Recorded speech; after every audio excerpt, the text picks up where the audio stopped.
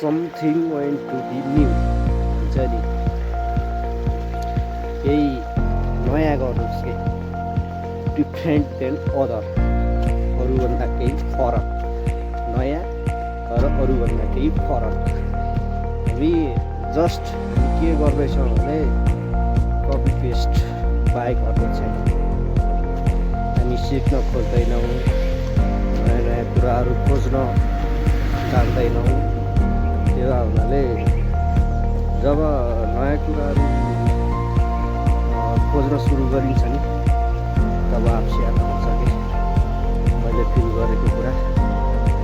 नयाँ कुराहरू खोज्न सुरु नगरोसम्म केही पनि हुँदैन हामी जस्ट केवल गर्छौँ त अरू उसको मात्रै गर्छ अरूले के गर्यो कसो गर्यो आफू पनि त्यही गर्नुपर्छ न कि त्योभन्दा केही फरक गर्न सक्दैन त्यो हो नि त मान्छेको लाइफ अरूले के खायो के लायो कति कमायो जस्ट त्यसमा मात्रै फोकस छ कि that is not enough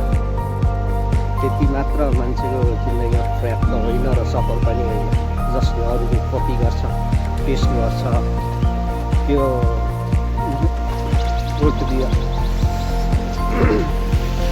success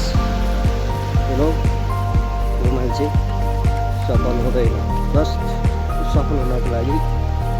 भन्ने गर्छु नि मैले डिफ्रेन्ट देन अदरहरूभन्दा केही फरक if you like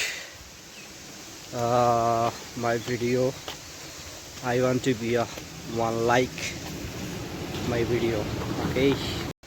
then success come in your door के अनि तपाईँ स्ट्रगल गरेर केही नयाँ गर्नुहुन्छ भने तपाईँको सफलता तपाईँको दैलो अगाडि आएर बस्छ अरे क्या यो चाहिँ मैले फिल गरेको कुरा